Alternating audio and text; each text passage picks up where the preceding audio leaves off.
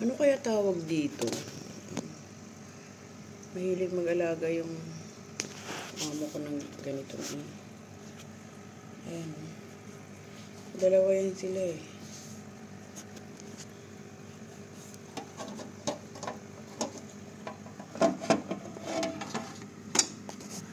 Ayan oh. Ayan, ano kaya siya?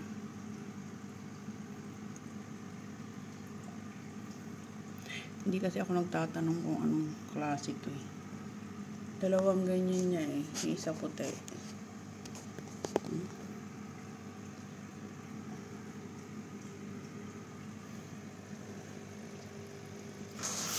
Ito yung isa. Dito sila nakalagay kasi nilinisan yung kanilang aquarium. Parang butiki. Diba? Parang butiki siya. Dito sila nakalagay eh. Nilinisan pa siya. Hindi pa nilalagyan ng tubig. Hindi ko alam kung ano yung mga nilalagay dyan ni Amo. Ayan. Di ba para lang siyang butiki? Natatakot akong hawakan niya. Lalo itong maitim na to. Ang dulas.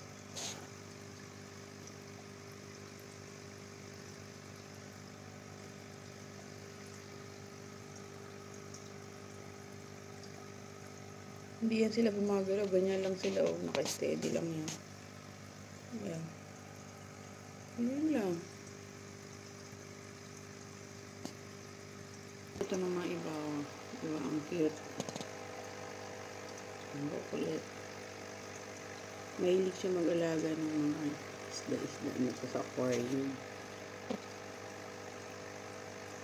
Ang bilis lumaki niya, no?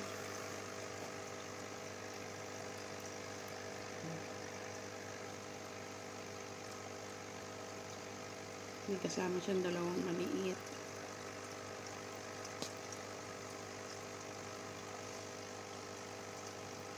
Familiar sa mga ganito eh. Ano ba yung tawag dito?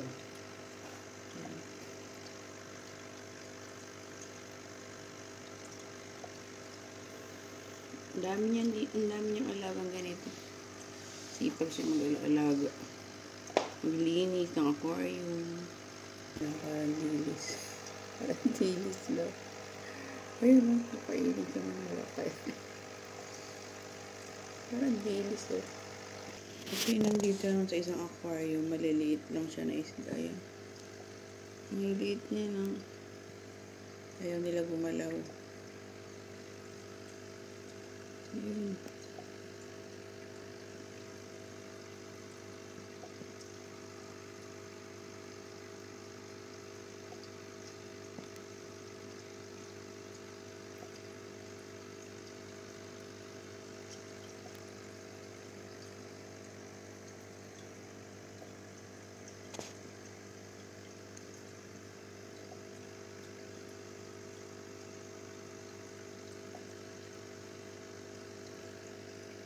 Ang cute.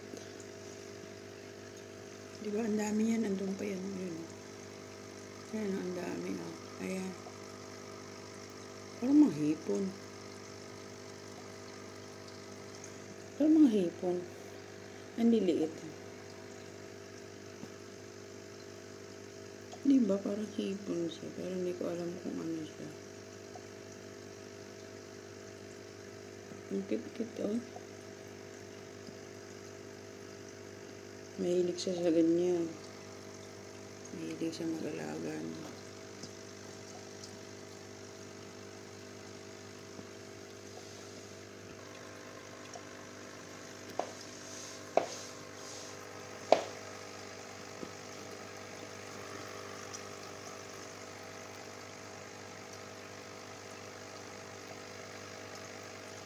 Basta dito ako natutuwa.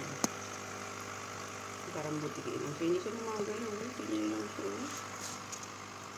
Ganyan lang siya. Masarap mga gano'n. Hindi katulad dito. Ang liksi-liksi. Ang cute-cute.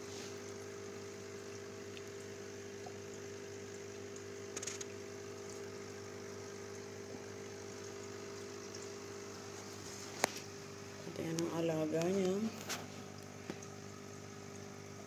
Tatanungin ko nga kung anong pangalan nito mamaya pagdating.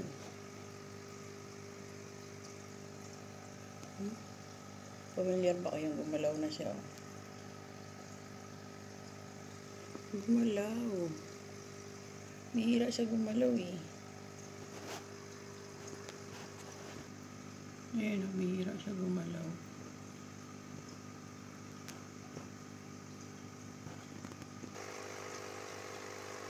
Patay na doon. Cute. Hello. Wala na yung gilis naman doon. Baka na yung gilis niya.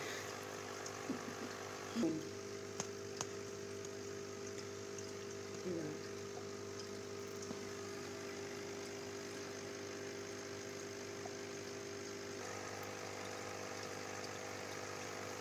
Hinahabol niya yung gilis.